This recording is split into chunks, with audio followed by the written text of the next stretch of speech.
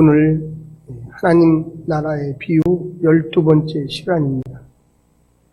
오늘 본문은 돌아온 탕자의 비유라는 본문입니다. 서구 유럽 사회에서는 이 본문을 중심으로 연극, 인연극, 오페라, 소설, 시, 영화, 미술 작품으로 다양하게 재해석되어서 우리 사람들의 마음에 깊은 울림을 주었던 본문 중에 하나입니다. 그리스도인이 아니신 분들도 이 내용을 바탕으로 해서 많은 영향을 받고 이 본문처럼 따뜻한 그 모습, 화해하는 모습, 뭔가 내 자신을 두 번째 아들에게 투영시키면서 나 역시도 언젠가는 하나님께 돌아가리라 믿음을 갖고 사시는 분들이 많이 있습니다. 제가 믿지 않는 형제들, 또 믿었다가 낙심 중에 있던 분들에게 권면을 하면서 가장 잘 이야기하는 본문 중에 하나가 주님은 당신을 기다리십니다. 아멘. 아마도 오늘 이 본문을 아시는 분들은 그 내용을 분명하게 감지할 수가 있습니다. 몇 번만 읽어보면 깨어진 가정의 회복, 위대한 부모님의 사랑. 좀 더 신앙적으로 얘기하면 절대적으로 하나님께서 우리에게 용서의 은혜를 베푸신다는 것을 알고 있습니다. 오늘 본문 전체적인 배경이 되는 15장 1절과 2절을 제가 알려드리면 모든 세리와 죄인들이 말씀을 들으러 가까이 나오니 바리새인과 서기관들이 수군거려 이르되 이 사람이 죄인을 영접하고 음식을 같이 먹는다 하더라. 15장 1절과 2절이 전체 이 15장을 끌고 가는 본문입니다. 여기에는 첫째 아들에 해당하는 바리새인과 서기관과 제사장들이 있고요. 둘째 아들에 해당하는 모든 세리와 죄인들이 있습니다. 교회 안에 있는 많은 성도들은 생각할 때 첫째 아들이라고 생각할까요? 둘째 아들이라고 생각할까요? 제가 손을 들어 보십시오라고 이야기는 하지 않겠지만 많은 분들이 이상스럽게도 첫째 아들이라고 생각하시는 분들이 많아요. 참 신기하죠? 오늘 본문에 보면 사실은 둘째 아들이 상당히 중요한 것처럼 느끼지만 첫째 아들도 상당히 중요합니다. 우리가 어떤 시각으로 교회 바깥에 있는 사람들을 바라보고 있는가가 내가 첫째 아들인지 둘째 아들인지를 생각해. 우리 한국교회는 너무나 이 정죄를 하는 데 익숙해. 정죄. 너 잘못했어. 당신은 죄인이야. 근데 이 정죄는요, 오직 하나님만이 할 수가 있습니다. 아멘. 누가 누구를 정죄합니까? 우리도 예수 그리스도의 십자가의 은혜 때문에 의인이라 칭함을 받는 거지 사실은 죄인입니다. 우리가 뭘 그렇게 잘났어요? 사실은 우리가 둘째 아들이라고 생각해야 맞는데 사실은 나는 주일날 교회도 열심히 잘 오고 성경 말씀도 많이 알고 나 오랫동안 신앙생활 했어. 자꾸만 교회 바깥에 있는 사람들을 손가락질하며 저 사람 뭐 문제가 있어. 그러니까 교회를 안 다니지. 이런 식의 논리를 가지고 있다는 거예요. 성도 여러분, 우리는 정말로 예수 십자가의 은혜로 구원받은 백성들입니다. 아멘. 네. 오늘 본문은 사실은 아주 간단한 내용이에요. 하나님의 은혜를 정말로 깨달은 사람일수록 내가 과거에 둘째 아들이었구나. 내가 탕자였구나. 내가 하나님의 은혜로 되돌아가서 첫째 아들의 역할을 해야 하는구나 생각해야 합니다. 많은 분들은 생각할 때 첫째 아들이 굉장히 죄를 많이 졌다. 이런 사람들이 많아요. 죄 지은 게 별로 없어요. 여러분 여러분의 형제들 중에서 한번 있으신 분들을 한번 생각해 보십시오. 여러분의 형제들 중에 어떤 특정한 형제가 부모님의 속을 빡빡 새긴다. 정말로 이루 말할 수 없게 부모님을 괴롭힌다. 시시때때로 와서 부모님의 돈을 빼앗아가고 보증을 잘못 써가지고 쫄딱 망해서 부모님께 와서 그 돈을 변제해달라고 한다. 그럼 여러분의 생각은 어떻습니까? 너 정말로 잘한다. 이렇게 이야기할 수 있습니까? 그 동생이나 그 형이나 그 누나나 왜 그래 도대체? 왜 이렇게 부모님을 못되게 굴어? 이렇게 안 하실 겁니까? 이 첫째 이 형의 입장은 사실 그런 거였어요. 우리는 첫째 형의 입장도 충분히 이해합니다. 그리고 사실은 특별히 첫째를 나무라지가 않았어요. 이 아버지가 너는 나와 함께 있지 않느냐. 마음을 좀 열어라. 한번 따라서 해주세요. 마음을 엽시다. 네. 아버지의 그 마음을 좀 이해를 못했을 뿐이에요. 사실은 율법적으로는 큰 문제가 없었어요. 예수님이 오늘 15장 1절과 2절에서 이야기했던 이 첫째 아들에 행하는 바리새인과 서기관들에게 너희들도 마음을 열고 아버지의 하나님의 마음을 좀 이해하라고 지금 촉구하고 있는 겁니다. 이거를 열린 결말이라고 해요. 열린 결말. 아버지와 큰아들이 대화하면서 이야기하는 그 얘기는 내가 너의 마음을 잘 안다. 그런데 네가 내 마음을 좀 알아주면 안 되겠니? 여러분, 상담이라는 게 뭐 그렇게 어마어마하게 있는 게 아니에요. 상담하시는 전문가들을 보면은 다른 게 아니에요. 이해예요, 이해. 내가 네 마음을 너무나 잘 알고 있다. 이 아버지가 둘째 아들의 마음만 아는 게 아니라 첫째 아들도 마음도 너무나 잘 알고 있어요. 네가 고생이 많았다. 네가 정말로 어려운 가운데 있었다. 너는 참 순종적이다. 그런데 내가 둘째 아들을 생각하는 것처럼 그 마음도 네가 좀 알아주면 더 좋겠다. 둘째가 나가서 온갖 나쁜 짓을 다 하고 아버지의 재산을 다 탕진하고 이방인들 밑에 가서 먹지도 않는 그 돼지를 키우는 일을 하면서 주업연매를 먹고서 생각할 때 우리 아버지 집에 돌아가면 우리 아버지가 부자인데 내가 여기서 노예처럼 일하느니 아버지 집에 가서 노예처럼 일하면 최소한 이 돼지들이나 먹는 이런 더러운 것들이나 먹는 것은 내가 먹지 않으리라. 내가 아버지께 돌아가서 용서를 구하고 아버지 나를 아들로 쓰지 마시고 종으로 사용해 주십시오. 그래서 돌아갔던 거예요. 그런데 아버지는 아들을 종으로 여겼습니까? 돌아온 탕자를 아들로 여기고 큰 잔치를 벌렸어요. 송아지도 잡고 사람들에게 소문을 내고 금가락지도 다시 끼워주면서 너는 내 아들이다. 징표를 해줬던 거예요. 근데 첫째 아들은 나빠서 그런 게 아니고 너무 억울한 거죠. 나는 아버지 옆에서 너무 열심히 일했는데 나한테 돌아오는 건 도대체 뭐야? 아버지가 내 거는 다 네 거야. 왜 아버지를 엄격한 사람으로 생각하니? 네가 소가 필요하면 소를 달라고 그러고 양이 필요하면 양을 달라고 그러고. 아버지는요, 첫째 아들이나 둘째 아들이나 똑같이 사랑하기를 원했다는 것입니다. 아멘. 사랑하는 성도 여러분, 여기에 둘째 아들의 심정이 있을 것이고 첫째 아들의 심정이 동시에 이곳에 다 존재합니다. 근데 하나님은 첫째 아들이나 둘째 아들이나 모두를 사랑하고 있다는 것을 꼭 명심하십시오. 중요한 게 뭐냐? 한번 따라해주세요. 아버지 사랑합니다. 네. 상담이라고 하는 것은 이해와 용서에 근거해서 나아갑니다. AD 1세기에 그 일반적인 그 가정의 이야기하고 지금 여기 누가복음 15장에 나오는 돌아온 탕자의 이야기하고 틀린 게 하나가 있어요. 틀린 게 하나가 뭐냐면 아무리 자기의 자식이라도 부모의 재산을 탕진한 사람은 돌아와서 그 대가를 치러야 돼요. 그런데 여기에 보면 대가를 치렀다는 내용이 단 한 구절도 나오지 않아요.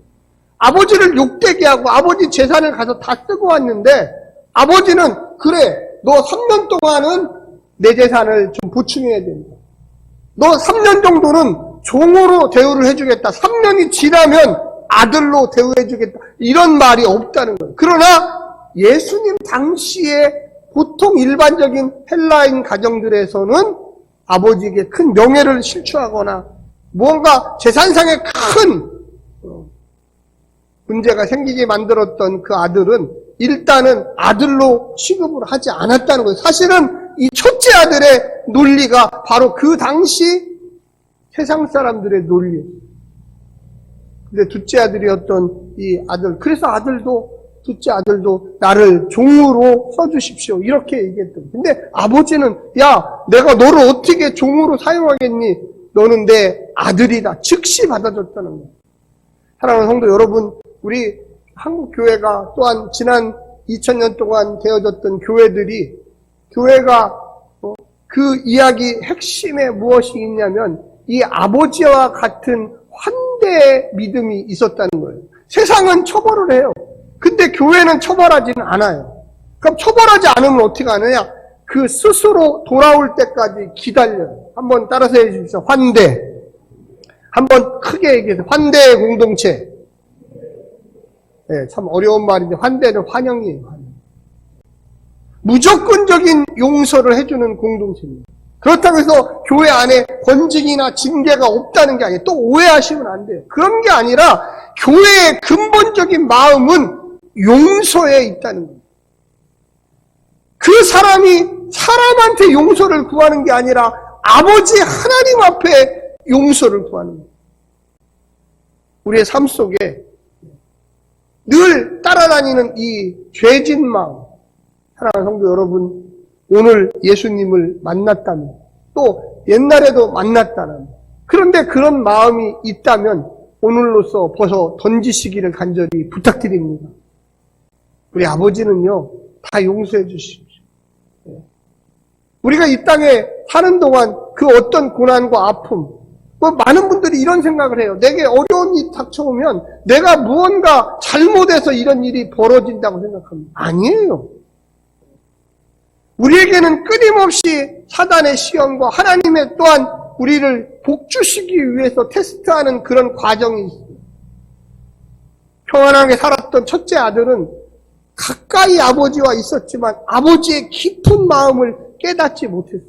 그런데 멀리 나가 있던 둘째 아들은 오히려 아버지께 돌아옴으로 그 아버지가 나를 어떻게 사랑하는지를 분명하게 깨달았습니다. 어릴 적에 속 많이 새겼던 자녀가 부모의 마음을 나이가 들어가면서 더 깊이 깨닫습니다. 그래서 우리가 하는 말 중에 너도 너 같은 아이 낳아봐라. 그러면 키우면서 내 마음, 부모의 심정을 너무나 잘 알 것이다. 이런 얘기 많이 들어보셨죠? 아무도 안 들어보셨나요? 저만 들어본 것 같아요. 그런 얘기 많이 한 부모들은 그 자녀가 둘째 아들이라고 생각하시면 돼요. 나는 너무나 엘리트였고 모범적으로 컸고 한 번도 부모님 속삭인 적이 없습니다. 목사님, 그런 신분들은 첫째 아들이에요. 그런데 첫째나 둘째나 역시 마찬가지로 하나님의 절대적인 부정을 느낄 때만이 그 영혼이 깨닫게 됩니다. 사랑하는 성도 여러분, 우리가 교회 공동체가 이렇게 모이고 또 이렇게 오늘 많이 모이고 하니까 더 기쁘고 즐거운 이야기는 우리가 누구를 만나러 이곳에 왔습니다. 첫 번째는 하나님의 그 절대적인 사랑 앞에 녹아지기 위해서 이곳에 온 줄로 저는 믿습니다. 두 번째는 첫째 아들과 둘째 아들이 화해하러 이 땅에 온 거예요. 우리 옆에 주변에 계신 분들 한번 얼굴을 한번 보십시오. 앞뒤 전후 한번 좀 보세요. 네, 오랜만에 나오신 분들도 많이 계신데. 네.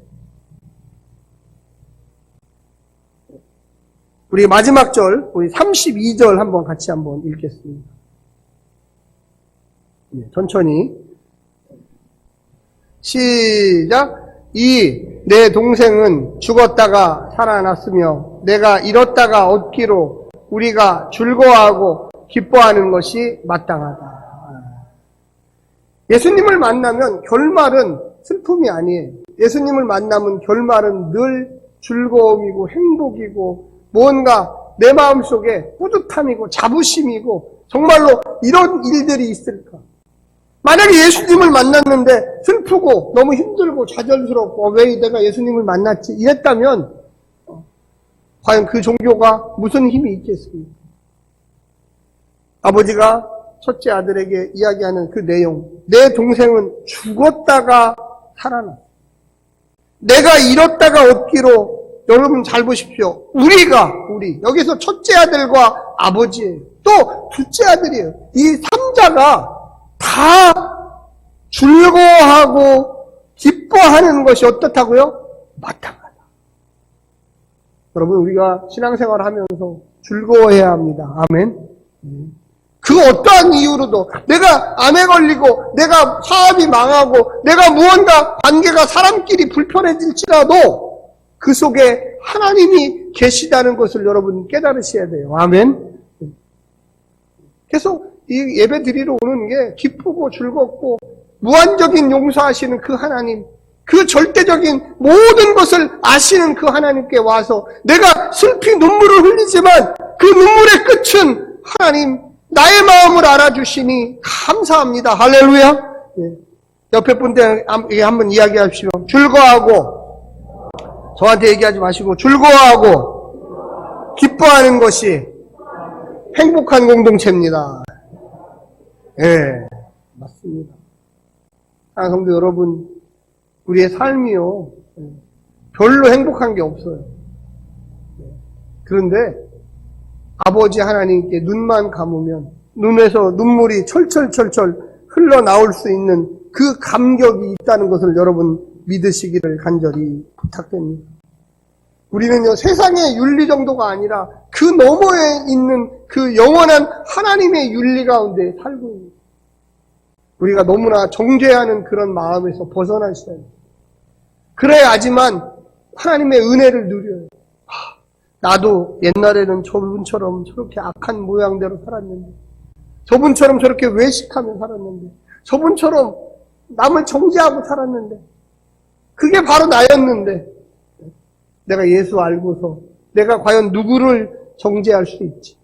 내가 예수를 알고서 과연 얼마나 내가 잘났나? 난 잘난 게 하나도 없는데, 오직 하나님의 은혜로 이 자리에 와서 정말로 아까 주님이여 이 손을 손잡고 가소서 하는 그 마음, 내가 과연 하나님의 은혜 없이 이 땅에 살 수가 있을까? 사랑하는 성도 여러분, 우리는요 하나님의 은혜 없이 이 땅에 살지 못합니다. 우리는 얼마나 이 둘째 아들처럼 죄를 많이 졌고 이 첫째 아들처럼 항상 편견과 잘못된 오해, 아버지에게 나와서 그냥 하나님 저를 받아주시고 저에게 복 주시고 이 말을 못해요. 이 쉬운 말을. 무언가 내가 잘해야지 하나님이 복을 주실 것 같고 내가 무언가 올바른 일을 해야지 하나님이 복을 주실 것 같지. 아니에요. 사랑하는 성도 여러분, 너무나 이 세상에 이분법적인 삶을 살지 마시기를 간절히 부탁합니다. 우리는 하나님의 자녀입니다. 한번 큰 소리로 이야기해 주십시오. 우리는 하나님의 자녀입니다. 나는 하나님의 자녀입니다. 중요한 것은 돌아오면 돼요. 돌아오면. 첫째도 마음이 돌아와야 돼요. 둘째도 행동으로 내가 아버지 집에 가서 종로로 탈이라 이 더러운 주열만만 먹으면서 이 돼지들이나 먹는 거 먹으면서 살지 않으리라. 그 마음 딱 하나면 주님은 언제든지 따뜻하게 받아주세요. 첫째 아들에게 네가 나하고 함께 있었지 않느냐? 무엇이든지 원하는 대로 구하라. 내가 너에게 주리라. 둘째 아들에게 네가 다시금 탕자에서 나의 아들로 돌아왔다. 자, 손을 내밀어라. 여기 금가락지를 끼고 자, 송아지를 잡아라. 내 아들이 죽었다가 다시 살아났다. 할렐루야. 죽었다가. 그래서 가정의 행복이 시작되는 거예요. 뭐니 해도요, 아버지가 큰 마음을 가져야 돼요. 우리 행복한 교회, 공동체, 아버지의 마음을 가집시다. 아멘. 네, 큰 마음을 가져야 돼요. 이 넓은 환대하는 마음을 가질 때 우리 행복한 교회가 저는 분명히 꽉꽉 차고 넘치리라고 믿습니다. 교회가요, 너무 요즘에 담장이 높아요. 다 헐어버려야 돼요. 누구든지 예수 앞에 나오면 자유함을 얻고 누구든지 예수 앞에 나오면 구원을 얻은 공동체가 되기를 간절히 소망합니다. 기도하겠습니다.